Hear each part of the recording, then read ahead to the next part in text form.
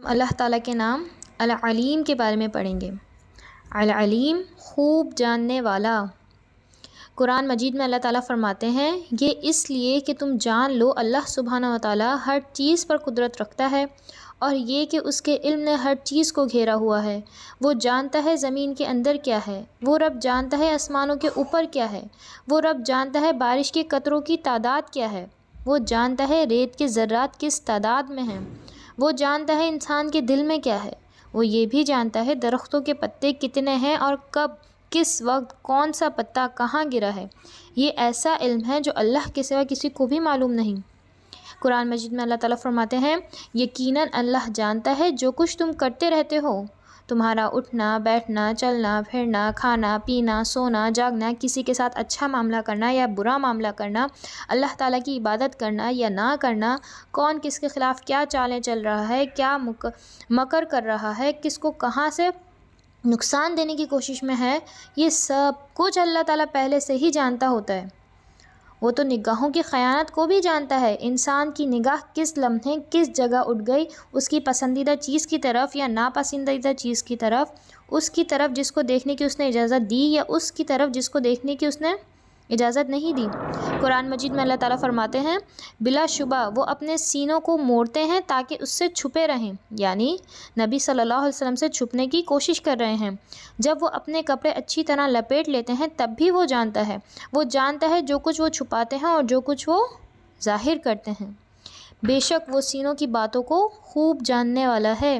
ایک حدیث میں آتا ہے نبی کریم صلی اللہ علیہ وسلم نے فرمایا اللہ کے راستے میں جو آدمی بھی زخمی ہوتا ہے تو اللہ جانتا ہے اس کو یہ زخم کیسے آیا۔ وہ قیامت کے دن اس حال میں آئے گا کہ اس کے زخم کا رنگ تو خون کی طرح ہوگا لیکن اس کی خوشبو مشک کی طرح ہوگی۔ پھر اسی طرح جب انسان کسی نیک کام کا ارادہ کرتا ہے اور پھر کر نہیں پاتا، اللہ سبحانہ تعالیٰ اس کا اجر بھی لکھ دیتا ہے کیونکہ وہ انسان کی نیت کو جانتا ہے۔ اور پھر اسی طرح کوئی شخص برے کام کا ارادہ کرتا ہے لیکن اللہ کے ڈر سے وہ چھوڑ دیتا ہے، اللہ تعالیٰ اس نیت کا بھی اجر لکھ دیتا ہے۔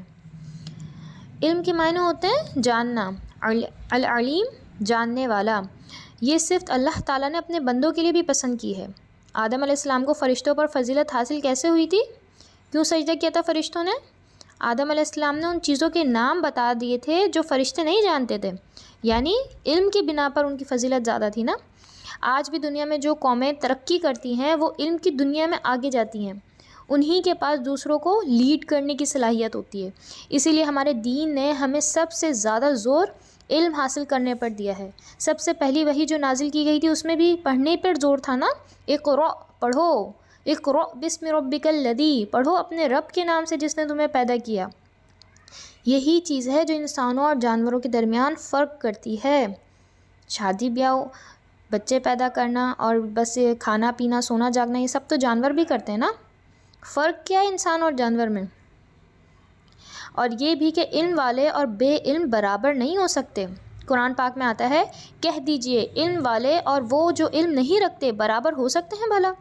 اللہ تعالیٰ تم میں سے جو ایمان لے آئے ہیں اور جنہیں علم دیا گیا ہے ان کے درجات بلند کرتا ہے۔ گویا ہر نئی سیکھی ہوئی چیز سے اس کا درجہ بلند ہوتا ہے۔ ہر علم والے پر ایک علم والا موجود ہوتا ہے، اس کے بے شمار درجات ہیں۔ ہمیں اپنی آخری سانس تک کچھ نہ کچھ سیکھتے رہنا چاہیے، اپنے آپ کو سیکھنے کے لیے ہر لمحہ تیار رکھیں۔ یہ نہ سوچیں یہ کوئی عمر ہے سیکھنے کی یا ہمیں تو بہت کچھ آ گیا بس اتنا کافی ہے ہمارے لیے۔ نہیں، ہر علم والے پہ ایک علم والا موجود ہے۔ اپنی سیکھنے کی جو جستجو ہے، جو کوشش ہے، اسے جاری رکھیں۔ علم ہی ہے جو انسان کے اندر اللہ کا ڈر پیدا کرتا ہے۔ علم کو عبادت پر بھی فوقیت حاصل ہے کیونکہ اگر علم نہ ہو تو انسان عبادت بھی درست نہیں کر سکتا۔ علم والوں کو ہی انبیاء کا وارث قرار دیا گیا ہے۔ علم انبیاء کی وراثت ہے نا، انبیاء ہمارے لیے سونا چاندی تھوڑی چھوڑ کے گئے، علم چھوڑ کے گئے نا اپنا۔ تو اگر ہم علم حاصل کرتے ہیں تو وہ کیا ہے؟ فائدہ مند علم جو ہے وہ انبیاء کی وراثت ہے۔ علم حاصل کرنے والوں کے لیے ہی فرشتے اپنے پر بچھاتے ہیں، ان کی عزت افزائی میں۔ رسول اللہ صلی اللہ علیہ وسلم نے فرمایا جو شخص بھی علم کی طلب میں گھر سے نکلے فرشتے اس کے عمل کو پسند کرنے کی وجہ سے اپنے پر پھیلا دیتے ہیں۔ ایک اور جگہ ذکر آتا ہے کہ علم کی مجلسوں میں ہر طرف سے فرشتے اکٹھے ہو جاتے ہیں اور ایک دوسرے کے اوپر تلے آتے چلے جاتے ہیں اور آسمان دنیا تک پہنچ جاتے ہیں۔ اور پھر جب مجلس ختم ہوتی ہے تو اللہ سبحانہ تعالیٰ کے پاس حاضر ہوتے ہیں، اللہ تعالیٰ ان سے پوچھتے ہیں میرے بندے کیوں اکٹھے ہوئے تھے، وہ کیا سوچتے ہیں، کس سے ڈرتے ہیں؟ پھر اللہ تعالیٰ وعدہ کرتے ہیں ان کو جو چاہیے وہ عطا کیا جائے گا۔ اب دنیا میں معاملات طے کرتے ہوئے اللہ کی اس صفت کے ساتھ پکار کے اس کے علم پہ بھروسہ کرتے ہوئے اس سے دعا مانگا کریں۔ دیکھیں ہر نام کی صفت اس کی خصوصیت پتہ چلتی جا رہی ہے نا۔ العلیم، تو ہمیں اس بات پہ یقین ہونا چاہیے اس سے کچھ چھپا ہوا نہیں ہے، جو ہو گیا ہے وہ بھی اسے پتہ ہے، جو چل رہا ہے وہ بھی اسے پتہ ہے، جو ہونے والا ہے وہ بھی اس کے علم میں ہے۔ ہمیں اپنے کل کا نہیں پتہ لیکن اللہ اسے بھی جانتا ہے۔ جیسے کہ ہم استخارہ کی دعا میں پڑھتے ہیں یقیناً تو جانتا ہے میں نہیں جانتا، اگر یہ کام میرے حق میں اچھا ہے تو ہو جائے، اگر یہ کام میرے حق میں اچھا نہیں ہے تو مجھ سے دور کر دے اور اسے مجھ سے دور کر دے، اور جہاں بھی خیر مجھے اس کی طرف لے جا۔ مطلب ہمیں نہیں پتہ جو ہم کام کرنے جا رہے ہیں یہ ہمارے کل آنے والے کل کے لیے بہتر ہوگا کہ نہیں ہوگا، لیکن اللہ تو جانتا ہے نا۔ تو ہم اللہ کے علم پہ بھروسہ کرتے ہوئے اس سے مشورہ کریں، یا رب اگر یہ کام میرے لیے بہتر ہے تو اسے میرے مقدر میں کر دے، نہیں ہے تو اسے مجھ سے دور کر دے۔ اچھا، استخارہ کا طریقہ کیا ہے؟ چلیں یہ سب آپ کا ہوم ورک ہے، میں آپ سے کل پوچھوں گی استخارہ کا طریقہ کیا ہے۔ پھر ایک بات یہ کہ لڑکیوں کو شادی کا نا بہت زیادہ کریز ہوتا ہے، دل چاہتا ہے جو وہ چاہتا ہے، ایسی کیفیت ہوتی ہے نا اپنی زندگی میں، کبھی نہ کبھی گزرتی ہیں لڑکیاں اس فیز سے، اور ایک ہی چیز پہ اٹک جاتی ہیں، یا اللہ بس اسے میرا مقدر بنا دے، جسے ہم کرش کہتے ہیں۔